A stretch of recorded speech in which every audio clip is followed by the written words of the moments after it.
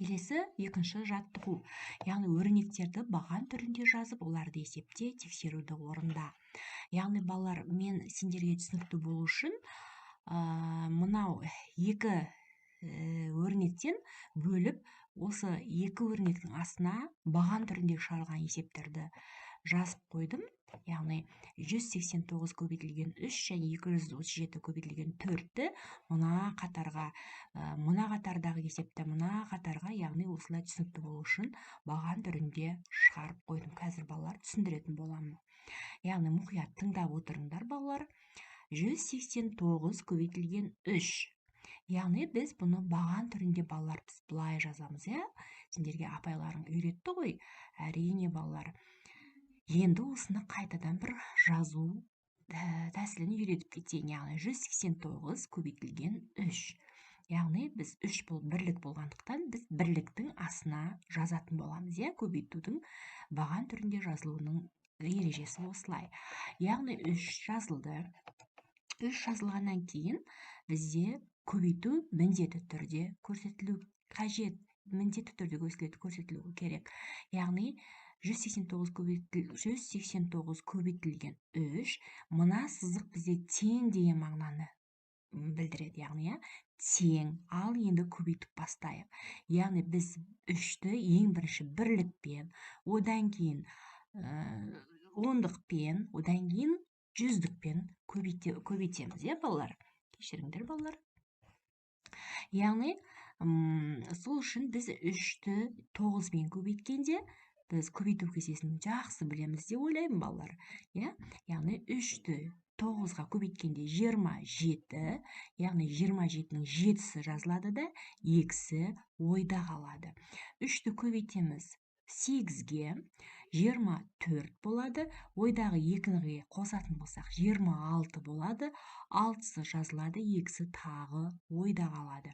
Яғни 3-ті 1-ге көбейтетін болсақ, 3-тің өзі шығады. Ойдағы 2-ні қосатын болсақ, 5 жазылады. Яғни нәтижесі 567 шықты. Келесі 237 көбейтілген 4.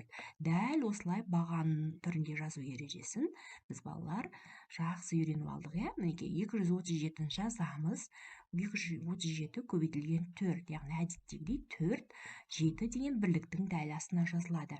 Яғни көбейтуді жазуды ұмытпаймыз. Яғни сызықша бұл тең деген мағынаны білдіреді. Астына шыққан мәннің жауабы жазылады, балалар. Яғни 4-ті 7-ге көбейтсек қанша, балалар? Дұрыс айтасыңдар, 28. Яғни 8-і жазылып, 2-сі ойда болады. 4-ке 3-ті көбейтетін болсақ, балалар, 12 болады. 12-ге ойдағы 2-ні қоссақ, 14 болады. 14-тің 4-і жазылып, 1-і ойда қалады. Яғни 1-і ойда, біз 4-ті 2-ге көбейтсек 8, ойдағы 1-мен 9. Яғни 948 деген нәтиже алдық. Жарайсыңдар, балалар. Сендер жақсы түсініп отыр деп ойлаймын. Келесі бұнда қатарға көшейік. 59 көбейтілген 9. Дәл бағанағы ережеге сай осылай жазылады. 59 көбейтілген 9 тең. 9-ға 9-ды көбейтеміз 81. 1-і жазылып 8-і ойда. 9 көбейтілген 5. Бізде 45, 45-ге 8-ді қосатын болсақ, 53. Яғни жауап 531. 87 қосылған көбейту 87 көбейтілген 3. Яғни 3-ке 7-ні көбейтетін болсақ, бізде 21. 21-дің 1-і жазылып, 2-сі ойда қалады.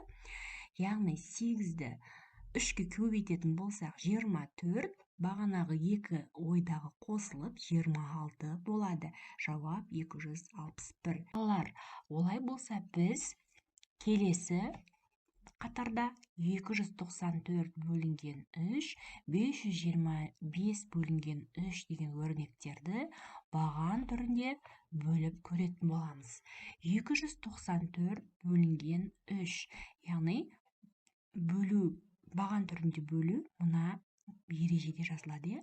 294 бөлінген 3. Яғни, балалар, біз ондық, бірлік, ондық, жүздік екенін білеміз. Бірақ үшті біз әрбір бірінші бірлікті бөліп көреміз бөліндіге. Ол аз болса, одан кейінгі ондықты қосамыз. Ондықтың ішінде қанша үш бар екенін шамамен анықтаймыз. Яғни үшті қаншаға көбейтсек 29-ға жуық сан шығады. Одан кейінгі ережені мен бөлу барысында түсіндірейін, балалар. Яғни бізде қалай? 294 бөлінген 3. Бізде 2 3-ке бөлінбейді, сондықтан біз 9-дан алатын боламыз, яғни 29. 29-ның ішінде 3 қанша рет бар? Яғни басқаша сұрақты қоятын болсақ, 3-ті қаншаға көбейтсек 29-ға жуық нәтиже шығады. Яғни 9, дұрыс. 9-ға 3-ті көбейтетін болсақ 27 шығады. Яғни 29 азайтылған 27 болады 2. Яғни 2 қалдық.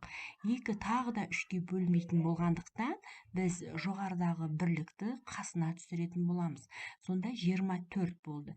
Яғни 24 3-ке бөлетін болсақ, немесе 24-дің ішінде 3 қанша рет бар деп ойлайтын болсақ, бұл жерде 8, 8-ді тексеріп көретін болсақ, 3-ке көбейтсек 24 шығады. Яғни 24 азайтылған 24 тең болады 0. Яғни біздің бүгінгі өрнегіміздің мәні 98-ге тең екен. Мінекей дәл осылай осындай ережемен баған түрінде 525 бөлінген 3-ті есептеп көрейік. 525 бөлінген 3. Яғни, балалар, бізде дәл осылай бөлу осылай жазылады. Яғни 523-ті 3-ке бөлетін болсақ, бірінші біз 5-ті көреміз, яғни 5-дің ішінде 3 қанша рет бар? Дұрыс айтасыңдар, балалар, 1 рет бар, яғни мына жерде ол 6 деген сан болатын болса, яғни біздің жүздігіміз 6 болатын болса, өде біз 2 деп жазушы едік. Яғни біздің 5-тің ішінде 1 рет болғандықтан 3 біз 1 де жазамыз. Яғни тексеріп көреміз, 1-ді көбейтеміз 3-ке, 3 болады, яғни 5-тен азайтамыз 3-ті, 2 болады. Яғни 2-дің өзі 3-ке бөлінбегендіктен жоғарыдан тағы да сан түсіретін боламыз. 2, яғни 22. Біздің 22 санның ішінде 3 неше рет бар? Яғни 3-ті қаншаға көбейтсек 22-ге жуық мән шығады. Яғни 7. 7-ні көбейтеміз 3-ке, тексеру мақсатында 21 болады. Яғни 22-ден азайтамыз 21-ді, жауап 1 шығады. 1 әдеттегідей бөлінбейтінін білеміз 3-ке, біз жоғарыдан тағы да 5 деген санды түсіретін боламыз. Яғни 15. 15-тің ішінде 3 неше рет бар екені біз білеміз, яғни 15-тің ішінде 3 5 рет бар. Яғни тексеру мақсатында 5-ті көбейтіп көреміз 3-ке, әрине 15 шығады, яғни 15 азайтылған 15 0 болады. Мінекей жауабы қанша болады? 175. Мінекей жарайсыңдар, балалар. Ендігі бізге 196 бөлінген 7 және 351 бөлінген 9 деген өрнектерді дәл осылай баған түрінде шығару керек болады. Олай болса, балалар, 196 бөлінген 7, яғни 19-ның ішінде 7 2 рет бар, яғни 7 көбейтілген 2, 14. Яғни 19-дан 14 алатын болсақ, 5 шығады. Біз 5-дің өзі 7-ге бөлінбегендіктен жоғарыдан 6-ны тағы түсіреміз, яғни 56. 56-ны, яғни 7-ге біз бөліп көрсек, керісінше 56-ның ішінде 7 неше рет бар десек, біз оны 8 екенін білеміз, яғни 8 көбейтілген 7, 56. 56 азайту 56, 0.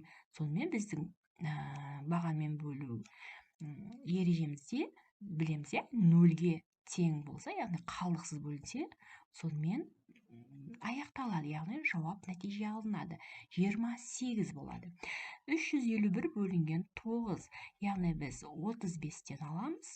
35-тің ішінде 3 рет бар, яғни 4 рет болса 36 болып кетеді. Сондықтан 35-тің ішінде 9 3 рет бар деп есептеп 3-ті жазамыз. Тексеріп көреміз. 3-ті 9-ға көбейтсек 27 қалдық. Яғни нәтиже 8 болады. 8-дің өзі бөлінбегендіктен жоғарыдан 1-ді түсіреміз. 81, яғни бізге белгілі ол 9-ды 9-ға көбейтсек 81, яғни 9-ды береміз де 9-ды 9-ға көбейтіп 81-ді жазамыз. 81-ден азайту 81, 0. Жауап 39. Мінекей балалар, біз осылай көбейту және бөлу өрнектерін баған түрінде осылай шығарып үйрендік. Мен біз бүгінгі көбейту және бөлу амалдарын біз баған түрінде шығарып көрдік, нәтижелерді алдық. Енді бізге тексеруді орында деген, яғни тексеруді орында деген қалай түсінеміз балалар? Біз көбейтуді 189-ды көбейттік 3-ке, нәтиже 567 шықты. Яғни осы нәтиженің дұрыстығын қайта бөліп 567-ні 3-ке, нәтиженің 189 екенін тексереміз. Ал бөлуді 294 бөлінген 3 деген өрнекте біз 98 деген нәтиже алдық қой. Яғни сол 98-ді 3-ке қайта көбейтіп, міне 98-ді 3-ке қайта көбейтіп, оның 294 екенін, жауабын дұрыс екеніне біз көз жеткізуіміз керек. Мен сондықтан балалар бір өрнектен сендерге көрсетемін, ары қарай балалар өздерін тексеріңдер. Міне 189 көбейтілген 3 567 шықты. Енді осыны қайта 3-ке бөліп 189 деген нәтиженің шығуын тексереміз, анықтаймыз. Міне 567 бөлінген 3, яғни 5-тен бастаймыз. 5-тің ішінде 3 1 рет бар. Яғни 1-ді 3-ке көбейтеміз, 3 шығады. 5-тен азайтамыз, 3-ті 2 шығады. 6-ны қасына түсіреміз, 26 шығады. 26-ның ішінде 3 неше рет бар? Әрине 8 дейміз. 8 көбейтілген 3 деп тексеріп көрсек 24 шықты. 26 азайтылған 24 2 шығады нәтижесі. 2 өзі 3-тен кіші болғандықтан бұл бөлінбейді, сондықтан 7-ні қасына түсіреміз. 27 болды. Біз 27-ның ішінде 3 неше рет бар екенін білеміз ғой, балалар. Яғни дұрыс 9-ды 3-ке көбейтіп тексеріп көрсек 27 шығады. 27 азайтылған 27 0 болады. Міне сонда балалар 189 деген нәтиже дұрыс шықты. Яғни тексеру орындалды, жауаптар сәйкес келді. Дәл осындай 294 бөлінген 3 біз баған түрінде бөліп 98 деген нәтиже алдық. Енді 98-ді 3-ке қайта көбейтіп 294 деген нәтиже ала аламыз ба? Тексеріп көрейік. Міне 98 көбейтілген 3. 98 көбейтілген 3 тең деп жазамыз. Яғни 3-ті 8-ге көбейтсек 24, 2 ойда, 3-ті 9-ға көбейтсек 27, ойдағы 2, 29-ны 294. Мұны балалар осылай бөлуді де, көбейтуді де біз осылай тексеріп көреміз балалар. Қалған өрнектерді өздерің осылай тексеріп дәптерлеріне жазып алыңдар балалар. Керемет. Келесі тапсырмаға көшейік балалар.